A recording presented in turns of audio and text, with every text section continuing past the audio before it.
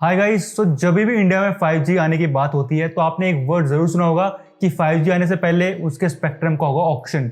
अब आपके मन में डाउट आएगा ये स्पेक्ट्रम क्या और किसका क्या ऑक्शन होगा। तो पूरी इस वीडियो में बात करेंगे क्या 5G स्पेक्ट्रम होते हैं, कैसे इनका ऑक्शन होता है और क्या क्या प्रोसेस रहते हैं और क्या क्या आपको जानना जरूरी है। तो बिना किसी देरी के वीडियो स्टार्ट करते हैं।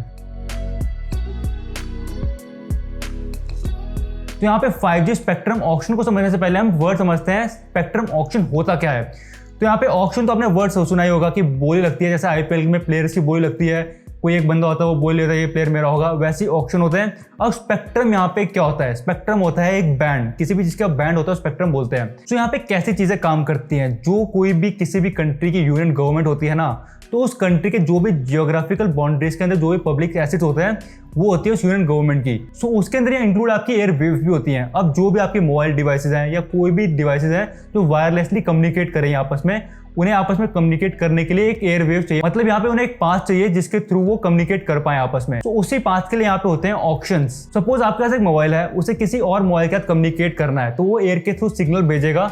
तो उसी एयर के थ्रू जो सिग्नल जाएंगे उसी की परमिशन लेनी पड़ती है गवर्नमेंट से। तो यहाँ पे जो वायरलेस सिग्नल है ना, जो आपस में इंटरफेयर ना करे, इसलिए सरकार है अलग अलग स्पेक्ट्रम सबको अलॉट करते हैं हर एक कंपनीज को। और यहाँ पे अगर हम इन्हीं स्पेक्ट्रम को सब डिवाइड करें, मतलब इन्हें डिटेल में देखें, तो इन्हें हम बोलते हैं बैंड्स। अभी आपने कहाँ सुना होगा, जब आप कोई 5G स्मार्टफोन लेने की बात करते हो तो आजकल हर यूट्यूबर बात कर रहा है कि इसमें इतने बैंड्स ऑफ 5G हैं, इसमें इतने बैंड्स ऑफ 5G हैं। तो वो इन्हीं चीजों की बात हो रही है कि इसमें इतने बैंड्स हैं, मतलब वो स्पेक्ट्रम का सब डिवीजन की बात कर रहे हैं यहाँ पे। तो यहाँ पे इस चीज को पूरा समराइज करता हूँ कुछ सिंपल से वर्ड से।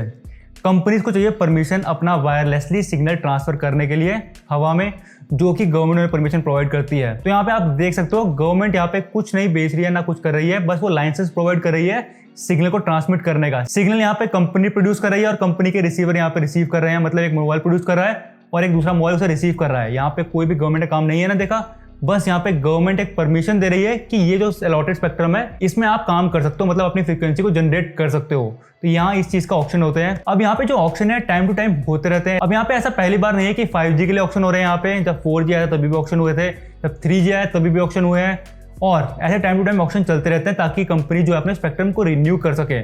अब इतनी बात इस समय इसलिए हो रही है क्योंकि अब यूट्यूब का जमाना है। आजकल हर टेक यूट्यूबर ज्ञान बांट रहा है कि स्पेक्ट्रम, ये मोबाइल में ये स्पेक्ट्रम, वो स्पेक्ट्रम, ऑप्शन आएगा, 5G आएगा।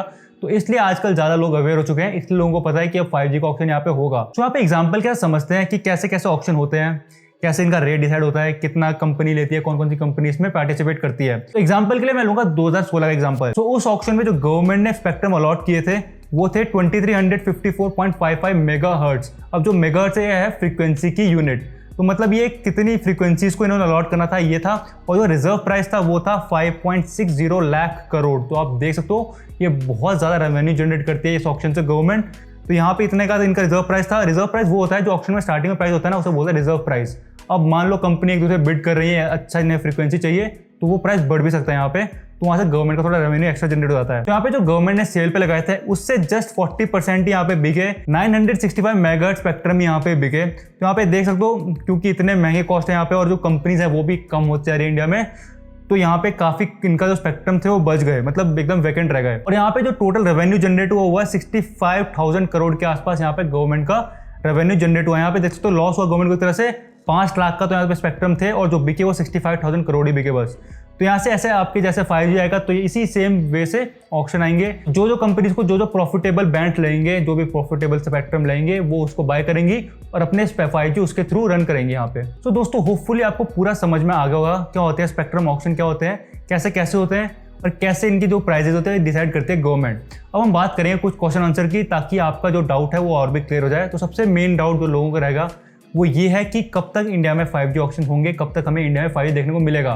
तो दोस्तों जो डेट आई है वो जुलाई से अगस्त में आपको 5G ऑप्शन देखने को मिल जाएंगे और उससे कुछ ही महीनों बाद आपको इंडिया में 5G डिप्लॉयमेंट देखने को मिल जाएगा। अब यहाँ से अपने सेकंड क्वेश्चन पे आते हैं। तो यहाँ पे लोगों के मन में ये डाउट है कि जो हमने फोन लिया है कि इसमें 5G चलेगा कि नहीं चलेगा। दोस्तों ऐसी कोई गारंटी नहीं है कि आपने जो 5G फोन लिया है अगर उसमें कम बैंड्स हैं, 1-2 बैंड्स हैं, तो उसमें 5G चलेगा ही चलेगा, क्योंकि अब डिपेंड करता है जो कंपनी है वो कौन सा 5G स्पेक्ट्रम ले रही है, फिर उसमें कौन सा बैंड अलॉट होगा आपके एरिया में। तो उस चीज़ें बहुत चीज़ें डिपेंड करती हैं। तो इसलिए अगर आप जब 5G फोन ले रहे हो तो देखना कि उसमें मैक्सिमम टू मैक्सिमम बैंड आपको मिले, आपकी ज़्यादा पॉसिबिलिटी हो आपके फ़ोन में 5G चलने की। फॉर एग्जाम्पल आप देख सकते हो आईफोन अगर आप लोगे तो उसमें आपको मैक्सिमम जितने भी बैंड है 5G को सारे देखने को मिलेंगे। तो अगर आप आईफोन है आपके पास तो गारंटीड आपके फोन में 5G चलेगा। जैसे हाई एंड फोन्स आते हैं उनमें आपको मैक्सिमम टू मैक्सिमम बैंड देखने को मिलेंगे, बट यहाँ पे लो एंड फोन्स में कंपनी कॉस्ट कटिंग के लिए थोड़े बैंड्स कम दे रही है, क्योंकि ना रॉयल्टी फीस पे करनी पड़ती है आगे प्रोसेसर वालों को। तो दोस्तों ऐसा अपने थर्ड क्वेश्चन पे आते हैं, वो क्या है, जब इंडिया में 5G आएगा तब क्या जो प्राइजेज है जो आपको इंटरनेट का पे करना पड़ रहा है मोबाइल में, वो महंगा होगा या नहीं होगा। दोस्तों यहाँ पे कंपनी दो अप्रोच ले सकती है कि पहले क्या करेंगी, आपका जब 5G आ जाएगा तो कोई चार्ज नहीं बढ़ेगा आपका, सिंपल चलता रहेगा। फिर हल्का सा प्राइस हाइक होगा, जैसे पहले हुआ अभी थोड़े दिन पहले, फिर और थोड़ा प्राइस हाइक करेंगे। तो ऐसा करके वो धीरे धीरे आपका प्राइस बढ़ाते रहेंगे। या वो सेकंड का अप्रोच ले सकती है, वो डायरेक्ट आएगा आपका 5G आएगा तो बोलेंगी 5G का प्लान हम तुम्हारा महंगा है 100 से 150 रुपये, और जो 4G का प्लान है वो सस्ता है, ऑप्शन तुम्हारे पास है, जो आपको कराना है वो करा सकते हो। तो यहाँ पे आप दो अप्रोच ले सकती हैं, और ऐसा कंफर्म नहीं है दोस्तों कि बढ़ेगा ही बढ़ेगा। ऐसी वर्ल्ड में बहुत सारी कंट्रीज हैं जितना उनका 4G के प्लान्स थे उतना उनका 5G के प्लान्स चल रहे हैं, तो वो अप्रोच भी अब कंपनी ले सकती हैं। बट मुझे लगता है इंडिया में 4G के प्लान बहुत ही ज़्यादा सस्ते हैं, तो यहाँ पे कंपनीज थोड़ा बहुत तो यहाँ पे प्राइस को राइज करेंगी ही करेंगी। तो दोस्तों होपफुली आपको पूरा समझ में आ गया होगा कि कैसे कैसे चीज़ें यहाँ पे हैं। अगर आपको अच्छी लगी वीडियो तो लाइक करना, और कमेंट सेक्शन में जरूर बताना कि आप 5G के लिए एक्साइटेड हो या नहीं हो। और दोस्तों अगर आपको लग रहा हो इंडिया में 5G आएगा तो उससे आपको क्या ही फायदा होगा, स्पीड तो आपको देखने को मिलेगी नहीं, जैसे 4G नहीं देखने को मिलती, तो हमने एक पूरी सेपरेट वीडियो बनाई है स्पीड के अलावा आपको क्या क्या फायदे देखने को मिलेगा 5G में। स्क्रीन में आ रही होगी, आप जाकर देख सकते हो। और अब मिलते हैं नेक्स्ट वाली वीडियो में। जय हिंद।